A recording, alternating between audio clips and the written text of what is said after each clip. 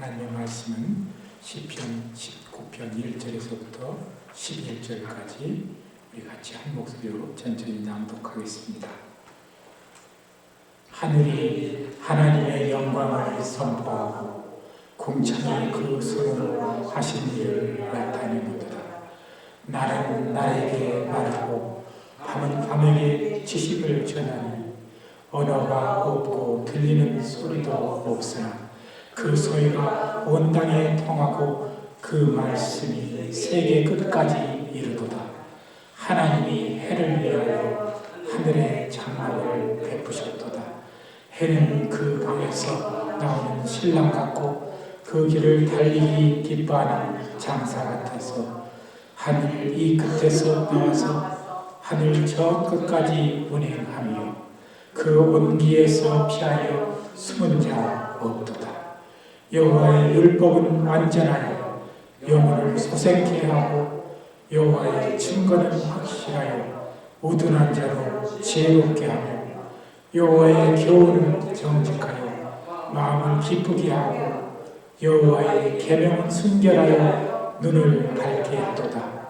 여호와를 경외하는 도는 정결하여 영원까지 이루고 여호와의 규례는 확실하여 다 의로우니 곧 양보다 더 사모할 것이며 꿀과 송이꿀보다 더 달도다. 또 주의 종이 이로 경계를 받고 이를 지킴으로 상이 크니이다. 아멘. 시간에 우리가 함께 특송 드리겠습니다. 그런즉 찬양 드리겠습니다.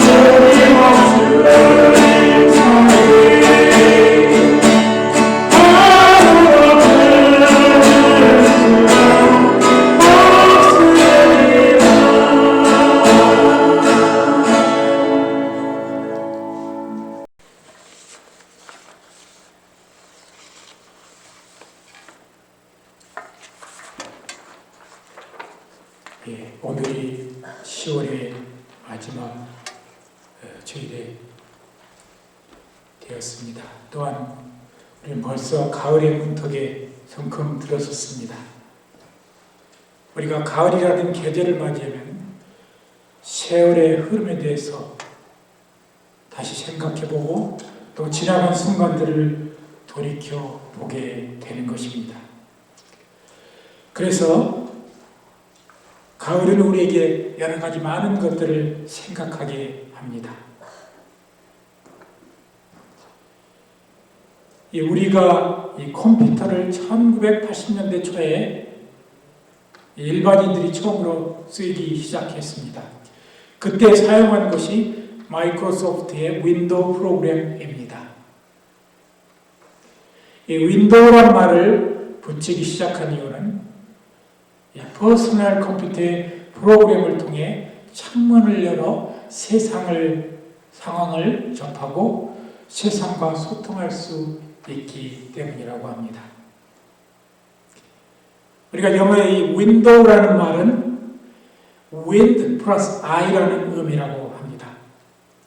그래서 바람의 눈이다 이렇게 표현할 수 있는 것 같습니다. 많은 사람들이 윈도우를 생각하면 바람을 막는 문, 윈도어라고 생각하는 경우가 있습니다. 집에 창문이 있다는 것은 참으로 중요합니다.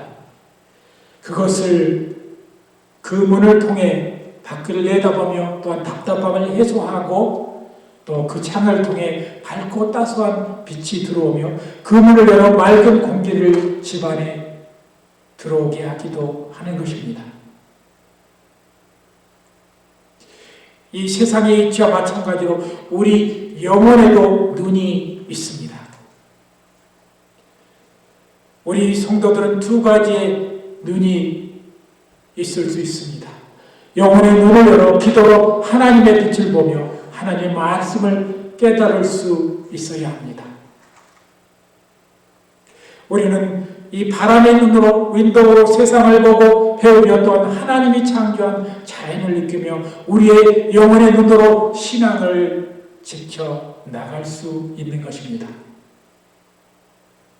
우리는 우리 학교 다닐 때 학창 시절에 같은 학교에서 배운 학생을 동창이라고 합니다. 그래서 우리가 동창회, 동창모임 이렇게 얘기합니다. 우리는 모두 같은 창에서 유리창을 가진 그런 교실에서 공부를 했습니다.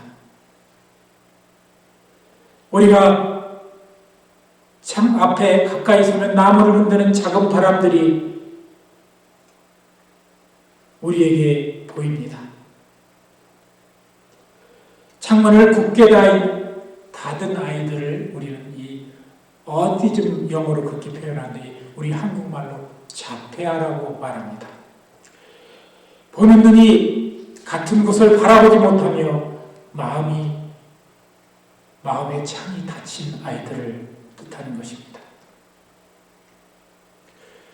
우리가 지금 세상에 향하는 블라인드를 내리고 어두운 방 안에 살고 있는 지금 우리 시대에 수많은 사람들이 있다고 합니다. 눈을 없어서가 아니라 자피아들처럼 어떤 것이 집중해서가 아니라 우리의 마음의 문을 굳게 닫았기 때문인 것입니다. 그렇다면 우리는 이제 우리의 마음의 창문을 활짝 열어야 합니다. 거기 새롭고 맑은 빛과 신선하고 생기를 주는 바람이 있는 것입니다. 저는 이 헬렌 켈러의 전기를 참 읽기를 좋아하는데 조금 한 50페이지 정도 되는 그런 책자인데 이 속에 보면 이 헬렌 켈러는 자기가 소원했던 집이 그 바닷가 가까운 곳에 2층에 되는 그런 집을 갖기를 소원했는데 그래서 이제 그 자기 가족과 함께 의논하기를 내가 나의 집을 이제 지을 텐데 그곳에 한쪽 벽면은 전부 다 창문으로 하고 그리고 문을 열면 맑은 공기가 들어올 수 있도록 아니 내가 마음의 문을 열어서 세상을 바라볼 수 있도록 그렇게 좀 해주십시오라고 했다고 합니다. 눈이 멀었고 귀가 멀었던 그 헬렌 켈러도 창문이 있어야만 그 마음을 평화롭게 하고 세상으로부터 다가오는 많은 아름다운 것들을 느낄 수 있다고 생각한 것입니다. 하물며 우리가 영적인 눈을 가지고 우리가 영의 눈을 가지고 사는 우리 믿음의 성도들 또한 세상 속에서도 자연 속에서 하나님의 임재와 하나님의 역사와 그리고 하나님의 창조의 섭리를 깨달을 수 있는 것입니다. 오늘 본문은 바로 이 본문의 저자 다윗은 자연을 바라보면서 하나님의 위대함을 고백하기 시작한 것입니다. 참 보면은 우리 한글로 이것을 해석해 놨는데도 더 멋있고 아름답습니다. 이 서두에 보면은 정말 그 아름다운 구절들이 나오는데 날은 날에게 말하고 밤은 밤에게 지식을 전하니 언어가 없고 들리는 소리도 없으나 그 소리가 온 땅에 통하고 그 말씀이 세계까지 이르도다라고 그 아름다운 정말 그 절정에 달하는 그 시의 향연을 우리는 볼 수가 있는 것입니다.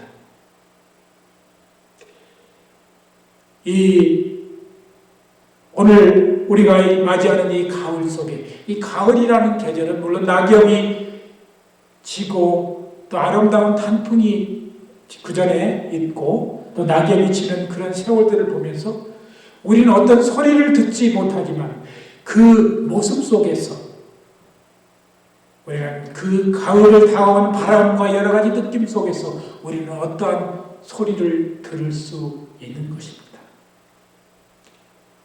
예수님이 성령을 가리켜서 바람과 같이 그렇게 표현하셨는데 우리가 눈으로 볼 수 없으나 우리는 우리의 영적인 이런 센서, 감각을 가지고 우리가 하나님의 창조의 섭리와 자연 속에서 또 하나님의 위대함을 우리는 발견할 수 있어야 합니다. 아마도 그래서 지금의 이스라엘 사람들은 다윗을 자기 민족 국가의 가장 위대한 사람으로 표현하고 있습니다. 제가 언젠가 지난번에 말했지만 이 이스라엘 국가 속에 파란 모양으로 그려진 그 별은 다윗의 별을 뜻한다고 했습니다. 이처럼 이 다윗은 하나님을 자연 속에서나 또 영적으로나 하나님을 바라보면서 그렇게 아름다운 하나님과의 대화를 가질 수 있었던 위대한 신앙의 위인이었음을 우리는 볼 수 있는 것입니다. 우리 그리스도인들은 때로는 하나님을 직접 만나려 하기보다는 하나님이 만드신 천하 만물을 바라보며 우리의 신앙을 점검하게 되는 것입니다. 많은 신앙인들이 흑백 논리에 빠져 자기 자신의 사명이 차단된 방안에 자기 자신을 가둡니다. 신학자 조셉 엑셀이라는 사람은 하나님의 모든 계시는 대자연이라는 강단을 통해 나타난다고 했습니다. 또한 이 강단은 하나님과 자연과의 관계를 나타낸다고 했습니다. 기독교에 대해 참 자연관을 무너뜨리는 두 가지 극단적인 견해는 하나님을 자연 안에 국한시키는 것과 하나님과 자연을 분리시키는 두 가지입니다. 시편 33편 6절 9절에 여호와의 말씀으로 하늘이 지음이 되었으며 저가 말씀하시며 이루어졌고 명하시며 견고히 섰도다라고 했습니다. 성경이 자연을 하나님의 계시, 다시 말해서 일반 계시라고 합니다. 시편 74편 16절 17절도 낮도 주의 것이요 밤도 주의 것이라. 주께서 빛과 해를 예비하셨으며 땅의 경계를 정하시며 여름과 겨울을 이루셨나이다 라고 고백했습니다. 오늘 이 자연의 신비로움을 통해서 하나님의 위대함을 찬양했던 이 다윗처럼 과연 오늘 이 시대에 사는 우리는 자연을 통해서 나타나는 그런 하나님의 계시와 또 독생자 예수 그리스도 말씀이신 그리스도를 통해서 나타나는 이 특별 계시들을 오늘은 몇 가지로 나누어서 우리가 이 오늘 본문 말씀을 통해서 어떠한 한 4가지 정도의 우리에게 주는 메시지를 발견할 수 있습니다. 첫 번째, 자연을 통해 자신을 돌아보아야 합니다. 우리가 한국의 위대한 시인이라고 얘기하는 윤동주 시인의 서시에 보면 잎새에 이는 바람에도 나는 괴로워했다고 쓰여져 있습니다. 그토록 그는 참 신앙으로 인로 살지 못하는 것을 안타까워했고 또 한 나라의 빼앗긴 나라의 국민으로서 자기 잃어버린 나라를 생각하며 그 지배하에서 애타게 살아가는 민족을 바라보면서 그렇게 잎새에 있는 바람에도 그는 슬퍼했다는 것입니다. 우리 성경에 보면 닭을 이기 전에 3번 예수님을 부인한 이 베드로가 닭의 울음을 3번째 듣고 회개한 우리가 사건을 우리는 보게 됩니다. 우리는 세상의 많은 것들을 통해서 주님이 주시는 메시지를 우리는 발견할 수 있는 것입니다. 꼭 하나님의 말씀을 통해서만이 아니라 어떨 때 밤하늘의 별을 보면서 하나님의 위대함을 발견할 수 있으며 낮의 해와 또 여러 가지 많은 사물을 통해서 하나님의 오묘하신 진리를 우리는 발견할 수 있는 것입니다. 두 번째, 인간은 하나님의 자연 창조의 마지막 결정체라는 사실을 우리는 잊지 말아야 합니다. 그 교회는 그리스도의 몸이며 성도 또한 예수의 지체입니다. 많은 그리스도인들이 만든 예수를 통해 우리는 때로 신앙의 도움을 받습니다. 우리는 성화를 바라보면서 또 훌륭한 영화를 보면서 우리 자신을 다시 돌이켜보게 되며 하나님의 임재를 느낄 수 있는 것입니다. 시편 73편 8절에 저희는 능력하며 악에게 압제하려고 말하며 거만히 말하며 저희 입은 하늘에 두고 저희 혀는 땅에 두르도다 라고 이 아삽의 시를 말하고 있는데 우리는 이런 세상의 모습을 보면서 우리 스스로 이런 속에 들어가지 말아야 된다는 것을 깨달아야 합니다. 성경은 우리에게 2가지를 가르쳐 줍니다. 세상의 모든 것도 마찬가지입니다. 악한 것은 우리가 그대로 살았을 때는 안 된다는 것을 깨닫기 위해서 우리에게 보여주는 것이고 선한 것은 우리가 그대로 따라야만 한다는 메시지를 주는 것입니다. 그래서 성경을 거룩한 책이라고 말하지만 성경 속에서는 온갖 잡다하고 우리 눈살을 찌푸리게 하고 정말 험악한 이야기들이 성서에 기록되어 있습니다. 우리는 그것들을 보면서 그렇게 우리는 살아서는 안 된다는 것을 우리는 깨닫게 되는 것입니다. 세 번째, 하나님이 창조한 자연을 지키고 보존하는 것도 성도의 할 일인 것입니다.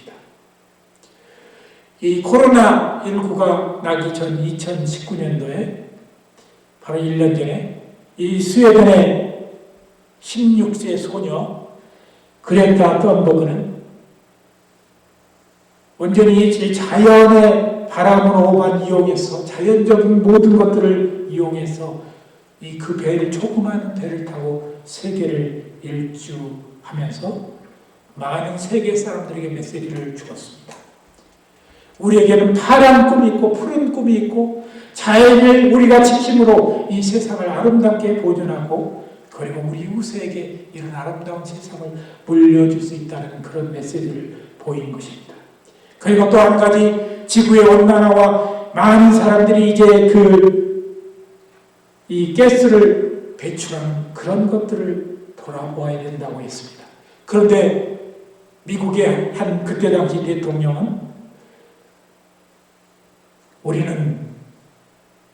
우리가 지금 이 자연을 조금 손상시킨다고 해서 지구가 그렇게 급격히 기후가 나빠지고 지구의 자연현상이 나빠진다는 것은 인정할 수 없다고 해서 많은 언론이나 그런 사회단체들의 지탄을 받은 적이 있었습니다. 그러면서 지구의 환경 문제가 우리가 생각하는 문제만큼 심각하지 않다고 또한 얘기했는데 우리는 그 해가 몇 해 지나지 않아 지금 우리는 분명히 우리의 피부로 우리의 모든 감각으로 지구의 온난화와 자연의 그런 손상을 우리는 실제 보면서 여러 가지 자연적인 재해가 빈번하게 일어나며 또 지구의 온도는 급격히 상승하고 이런 것들을 우리는 보게 되는 것입니다. 우리가 살기 좋게 하기 위해서만 우리가 자연을 보존하는 것이 아니라 우리의 자녀들과 우리 후손들에게 이 아름다운 것, 하나님이 창조하셨던 이것들을 아름답게 지키며 살아가는 것도 우리가 해야 할 일인 것입니다. 이제 끝으로 오늘 이 시편의 기자는 마지막에 주의 말씀에 대해서 언급하고 있습니다. 우리가 성경에서 일반 계시와 특별 계시를 말하는데 이 특별 계시는 여러분들이 잘 아는 대로 하나님의 실질적으로 임재하신 디바인 프레젠스 나타남, 꿈환상 기록된 하나님의 말씀을 통해서 나타나는 것을 특별 계시라고 합니다. 그것의 마지막 클라이막스는 바로 예수 그리스도의 오심인 것입니다. 성경은 여러 차례로 형태로 나타나신 하나님을 기록하고 있는데 우리가 요한복음 1장 1절 14절을 보면 태초에 말씀이 계시니라. 이 말씀이 하나님 우리와 함께하였고 육신이 되어 우리 가운데 거하심에 우리가 그의 영광을 보니 아버지의 독생자의 영광이요 은혜와 진리가 충만하더라고 했습니다. 오늘 시대에 많은 사람들은 현대에 이를수록 예수를 믿어가는데 예수 그리스도의 이름이 조금씩 우리의 말과 우리의 삶 속에서 사라져가고 있습니다. 또는 우리의 기도 속에서 우리의 간증 속에서 하나님을 믿는다, 또 하나님의 역사를 통해서 내가 살고 있다 이런 간증을 하지만 예수 그리스도의 공로를 말하기를 조금씩 주저하는 이 시대에 우리는 살고 있습니다. 예수 그리스도를 우리의 신앙의 중심으로 세우지 못한다면 우리의 신앙은 헛것입니다. 우리가 하나님께 갈 수 있는 오직 유일한 길은 예수 그리스도 뿐이신 것입니다. 지금 전쟁이 일어나고 있는 이 팔레스타인 지역에는, 이스라엘 지역에는 똑같은 하나님인데 세 가지의 종교가 대립해서 싸우고 있습니다.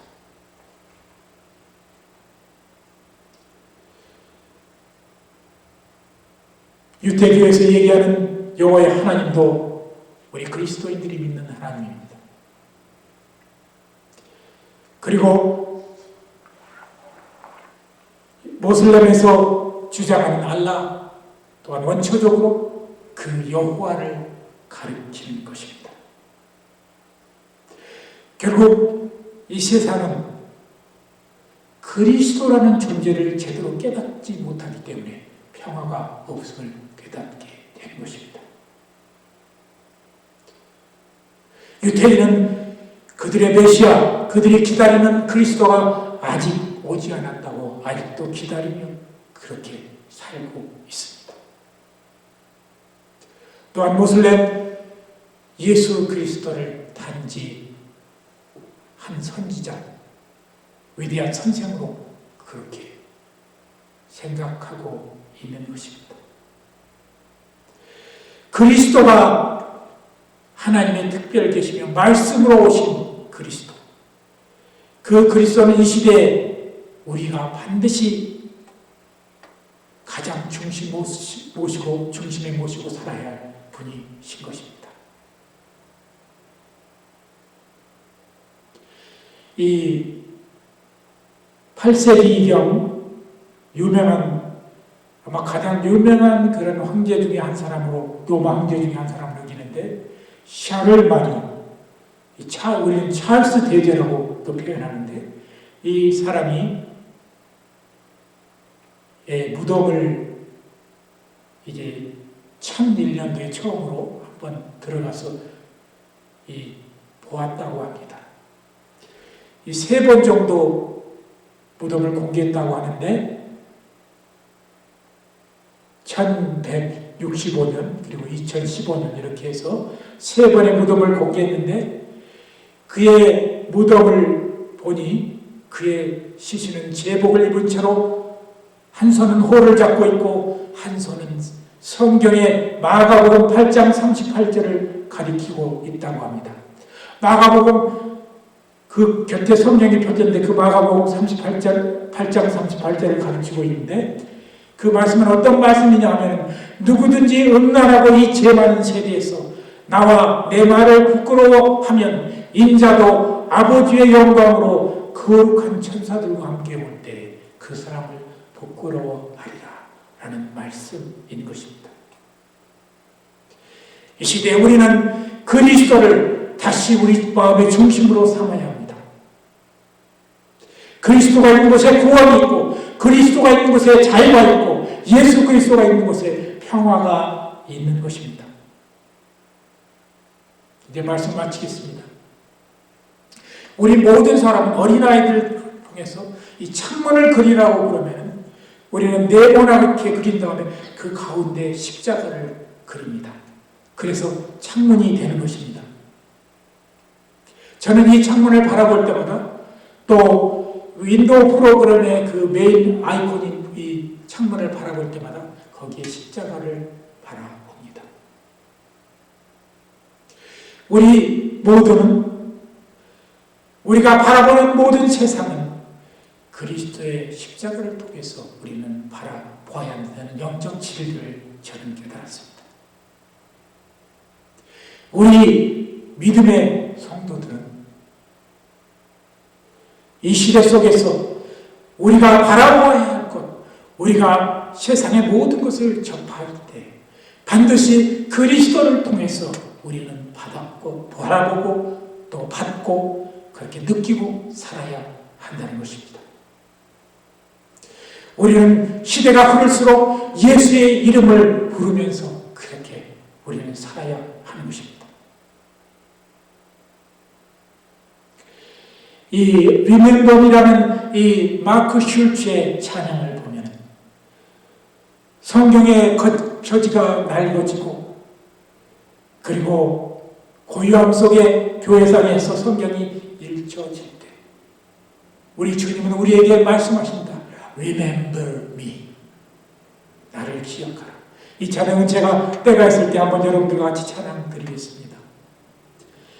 우리는 이 시대 속에서 오늘 시편의 이 위대한 다윗이 마지막으로 고백한 이 말씀, 하나님의 말씀, 아니 예수 그리스도의 그런 표현, 그런 것들을 가장 귀중하게 여겼던 것처럼 오늘 이 시대에 사는 우리에도 말씀이신 예수 그리스도로 우리가 다시 무장되어야 합니다. 그리고 우리 삶 속에서 예수 그리스도의 이름을 불러야 합니다. 우리가 느끼는 성령도 그가 보내시겠다고 약속하신 그리스도의 영인 것입니다. 우리가 예수 그리스도로 다시 무장하고 그리스도의 옷을 입고 이 삶 속에서, 이 세대, 험악한 세대 속에서 승리하는 우리 성도들이 되시기를 예수 그리스도의 이름으로 간절히 기도드립니다. 같이 기도하겠습니다. 다른 이로서는 구원을 얻을 수 없나니 천하 인간의 구원을 얻을 만한 다른 이름을 우리에게 주신 일이 없느니라고 하셨습니다. 하나님, 오늘도 말씀이신 그리스도를 우리 속에 모시게 하여 주시고 살아 숨쉬며 육신이 되어 우리 가운데 거하셨던 그 주님의 모습을 생각하면서 오늘도 그리스도의 모습을 닮아가는 우리 성도들이 되게 하여 주시옵소서. 감사드리며 예수 그리스도의 이름으로 간절히 기도드리옵나이다.